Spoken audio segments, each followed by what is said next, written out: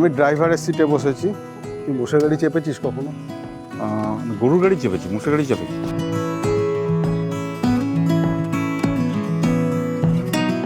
ভালো সাইটিং হয়, ওয়াচ টাওয়ারের লোকেশনটা বেশ ভালো, স্ট্র্যাটেজিক লোকেশন, সেই কারণেই বানিয়েছি আর কি। ওই দূরে দুটো গন্ডার স্নান করছে, অসাধারণ লাগছে।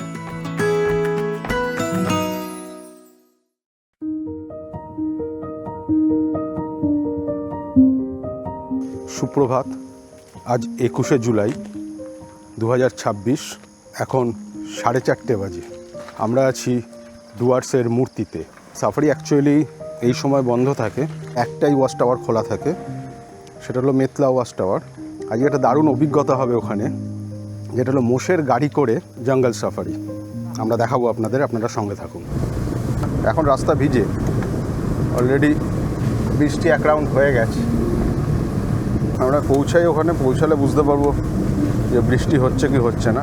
এখান থেকে মেতলা ওয়াচ টাওয়ার 35 কিলোমিটার, মানে মূর্তি থেকে সময় লাগবে 1 ঘন্টা।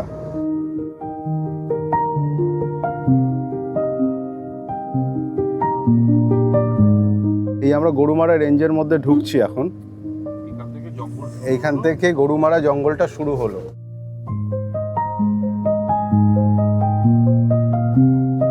চালসা থেকে লাটাগুড়ির পথে যাওয়ার রাস্তা 9 কিলোমিটার, রাস্তাটা হচ্ছে গরুমারা রেঞ্জের ভেতর দিয়ে। পাশে বোর্ড দেখলাম, লেখা আছে এলিফ্যান্ট ক্রসিং জোন। এই রাস্তাটা মানে 9 কিলোমিটার রাস্তাটা ঠিক মাঝামাঝি জায়গাতে একটা মন্দির আছে। অনেকে ওখানে নেমে পুজো দেন, আমি কোনোদিন নামিনি। ওই মন্দিরটার নাম আজকে আমাদের সারথী মহাশয় বললেন যে বামুনিঝোড়া মন্দির। এই বামুনঝোড়া মন্দিরের একটি খুব ইন্টারেস্টিং গল্প আছে। কতদূর সত্যি মিথ্যে আমি জানি না, সেই গল্প শোনাবো আপনাদের ফেরার সময়। আমি অনেক জঙ্গল টঙ্গল ঘুরি, ইদানিং আর খুব একটা হয়ে ওঠে না, মাঝখানে বেশ কিছুদিন গ্যাপ গেল। তো হাতি আর একটা জিনিস করে যেটাকে বলে ডিবার্কিং, মানে ওরা দাঁত দিয়ে বড় বড় গাছের বাকলগুলোকে ছাড়ায়। আর ওটার মানে বাকলের ইয়েটা দেখলে বোঝা যায় আর কি, টেক্সচারটা যে খুব তাজা থাকলে মানে সদ্য সদ্য হয়েছে, আশেপাশে হাতি আছে। তা আমরা ওই দিকে বা একটু ধরুন কালচে হয়ে গেছে, দুদিনের পুরানো, তার মানে এখন আর নেই।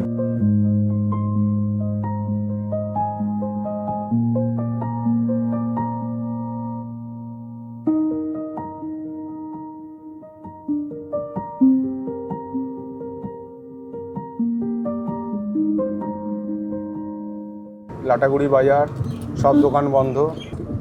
মেতলা যাওয়ার জন্য যে রাস্তাটা, লাটাগুড়ি বাজার ক্রস করে এই বাঁদিকে টার্ন নিচ্ছি আমরা। সামনে লাটাগুড়ি স্টেশন। এই লাটাগুড়ি স্টেশন থেকে আমরা ডান দিকে যাব। আপনারা যারা আসবেন রাস্তা ডিরেকশনটা এইভাবে নোট করে নিতে পারেন।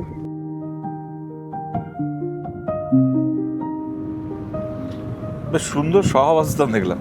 একটু আগে চায়ের বাগান, চারিয়ে এসে দেখছি ধান জমি, দারুণ লাগলো এটা। আমরা জঙ্গল সংলগ্ন গ্রামের মধ্যে দিয়ে এগিয়ে চললাম। ভোরের প্রকৃতি বেশ মনোরম, শান্ত, স্নিগ্ধ, মন ভালো করে দেওয়ার মতো পরিবেশ।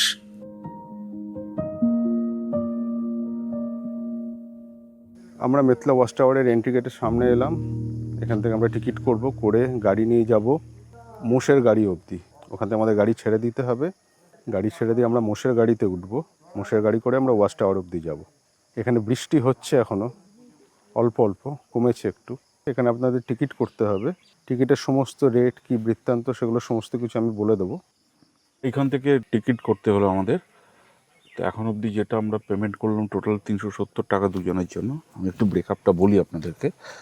হ্যাঁ, গাইডে 350 টাকা, আর এন্ট্রি ফি হচ্ছে অ্যাকচুয়ালি 10 টাকা করে পার হেড। তো আমরা দুজনে 20 টাকা প্লাস 350, 370 টাকা আমাদের পেমেন্ট করলাম। আমি এখানকার গরুমারার নেচার গাইড। মেতলা ওয়াচ টাওয়ারের শুধু আমরা ভ্রমণটা করাই। এটা আমাদের গরুমারার মেতলা ওয়াচ টাওয়ার, গরুমারার দক্ষিণ বনাঞ্চল। এই জায়গাটার নাম হচ্ছে রামসাই, ব্লক ময়নাগুড়ি, ডিস্ট্রিক্ট জলপাইগুড়ি। এখন আমরা যাচ্ছি এখানে মেতলা ওয়াচ টাওয়ারের উদ্দেশ্যে। প্রায় আমরা নিজস্ব গাড়ি করে 2 কিলোমিটার যাব। 2 কিলোমিটার যাওয়ার পর কালীপুর বনছায়া বলে একটা বস্তি আসবে, মানে বনবস্তি আর কি। সেখানে আমরা এই গাড়িটা পার্ক করব। সেখানে আমাদের ফরেস্ট বাংলো আছে, গরুমারা ইকো ভিলেজ কালীপুর বলে। সেখানে পার্ক করার পর সেখান থেকে আমাদের মোষের গাড়ির সুবিধা আছে। আমাদের এখানে শুধু মোষের গাড়ির সুবিধাটা আছে। সেই মোষের গাড়ি করে আপনারা 800 মিটার যাবেন। 800 মিটার যাওয়ার পর 150 মিটার পথ পায়ে হাঁটা, পায়ে হেঁটে ওয়াচ টাওয়ার যা দেখার, সে ওয়াচ টাওয়ার থেকে, এটা টোটালটা লাখ, আপনাদের কপাল। এখানে অ্যানিমালস আছে যেগুলো তারা স্বাধীনভাবে ঘুরছে, যেমন 1 horn rhinoceros, bison, deer, leopard, wild boar, elephant, peacock, এগুলো আছে আর কি। দেখাটা আপনাদের লাখ। আমি ড্রাইভারের সিটে বসেছি। তুই মোষের গাড়ি চেপেছিস কখনো? গরুর গাড়ি চেপেছি, মোষের গাড়ি চেপে। গরুমারা জঙ্গলের অন্য কোনো ওয়াচ টাওয়ারে এই মোষের গাড়ি চাপার কোনো ব্যবস্থা নেই। যদি আপনাদের এই আকর্ষণীয় সফরটি করতে হয় তাহলে মেদলা ওয়াচ টাওয়ারেই আসতে হবে।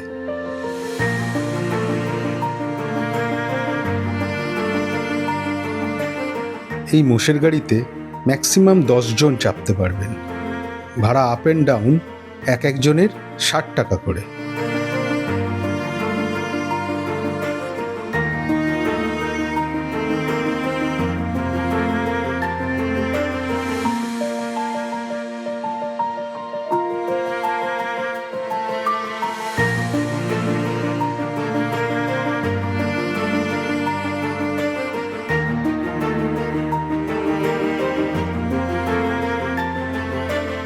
মোষের গাড়ি আমাদেরকে একটা পয়েন্ট অবধি ছাড়লো।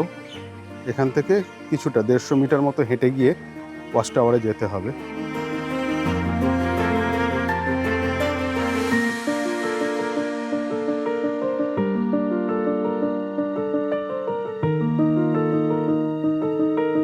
এই হেঁটে যাওয়ার পথটিও বেশ রোমাঞ্চকর। গরুমারা জঙ্গল আর তার পাশ দিয়ে বয়ে চলেছে মূর্তি নদী। পায়ে হেঁটে যাওয়ার ঝুঁকি একদম নেই বললে ভুল বলা হবে। আলটিমেট জঙ্গল যখন যা খুশি হতে পারে।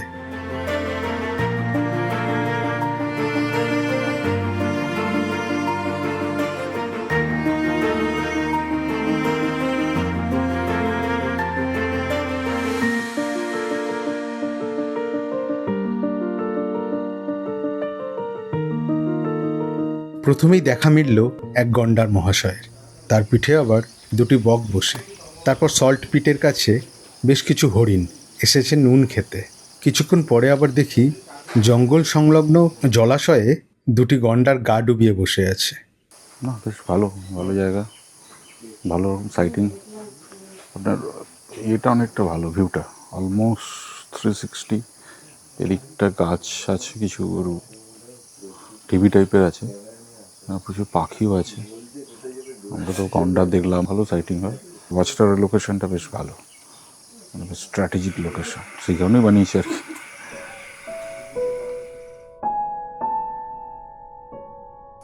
ওই দূরে 2টো গন্ডার স্নান করছে। আমরা ভিডিওতে সেইভাবে হয়তো পেলাম না, কিন্তু কিছু স্টিল তুলেছি, আপনাদের সাথে শেয়ার করব।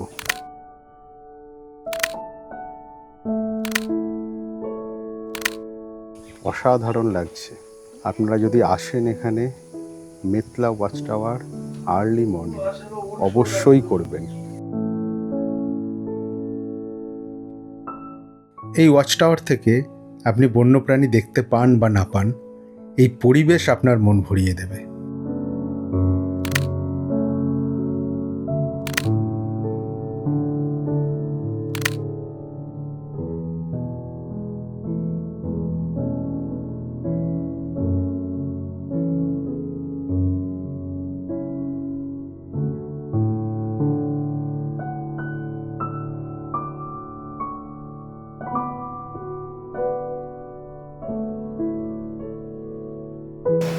আমরা এখন আছি লাটাগুড়ি বাজারে। বাইরে প্রচণ্ড বৃষ্টি হচ্ছে। আমরা এখানে চা খাবো, তারপর ব্রেকফাস্ট করব, তারপর মূর্তির দিকে যাব।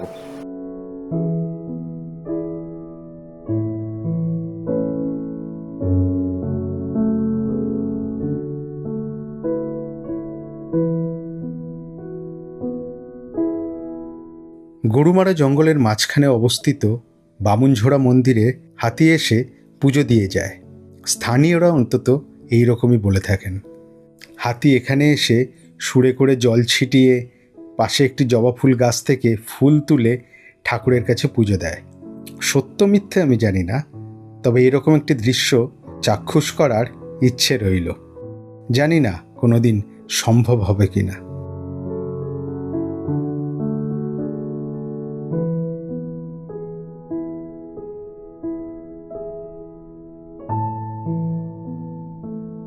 আমরা হোটেলে ফিরে স্নান করে একটু বিশ্রাম নিয়ে লাঞ্চ করতে চলে এলাম।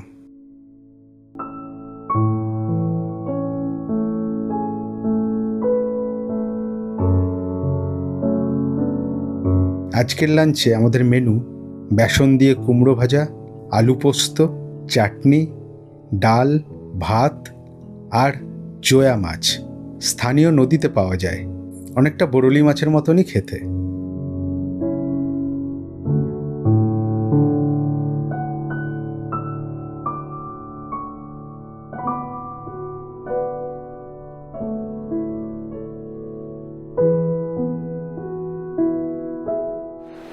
লাঞ্চ করে বেরোলাম মূর্তি বেড়াতে। নদীর এই শব্দ সত্যি সত্যি মন ভালো করে দেয়।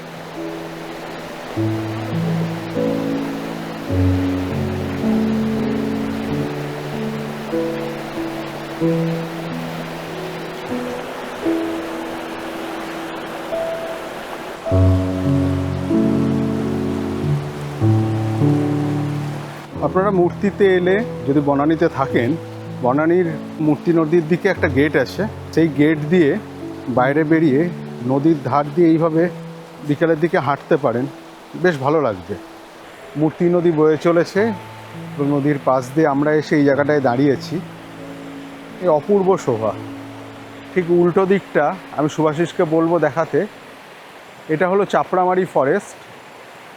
এখন ব্রিজ বন্ধ আছে, ব্রিজের সংস্কারের কাজ চলছে, না হলে ব্রিজ ক্রস করে হেঁটে যাওয়া যায়। যারা আগে মূর্তি এসছেন তারা জানেন, গিয়ে চাপড়ামারির ওই গেটের মুখটা অবধি কিছুটা হেঁটে যাওয়া যায়, অ্যালাউ করতো তখন ফরেস্টের লোকেরা। এই দিকটা চাপড়ামারি, আর এই মূর্তি থেকে সোজা গিয়ে ডান হাতে হলো গরুমারা। এই দুটো রেঞ্জ এখানে, আর তার মাঝখান দিয়ে এই মূর্তি নদী বয়ে চলেছে। অপূর্ব তার শোভা। এই শোভা নিয়ে তো নতুন করে বর্ণনা করার কিছু নেই। আমরা বারবার আসি ডুয়ার্সে, বারবার এইখানে থাকি এবং থাকতে ভালো লাগে।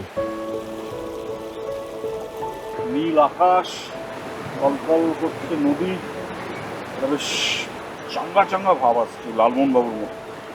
শরবত খাওয়ার পরে যেরকম হয়েছিল না, শরবত খাইনি, পরিবেশ আমাকে বেশ চাঙ্গা করে দিচ্ছে।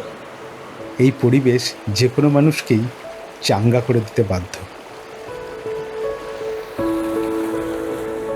আপনারা অবশ্যই কমেন্ট করে জানাবেন মূর্তি নদীর ধারে এই পরিবেশ আপনাদের কেমন লাগে। আজকের গল্প এখানেই শেষ করলাম। আগামীকাল আমরা যাব ঝালং ও বিন্দু। সেই গল্প নিয়ে আমরা আসব আগামী পর্বে।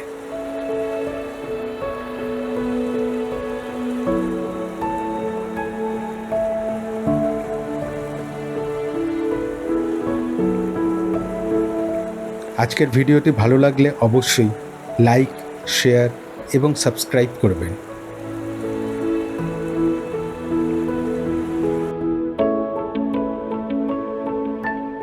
আর অবশ্যই চোখ রাখবেন বংশ অন দ্য গো ইউটিউব চ্যানেলে। শুভরাত্রি, সবাই ভালো থাকবেন এবং অবশ্যই ভ্রমণে থাকবেন।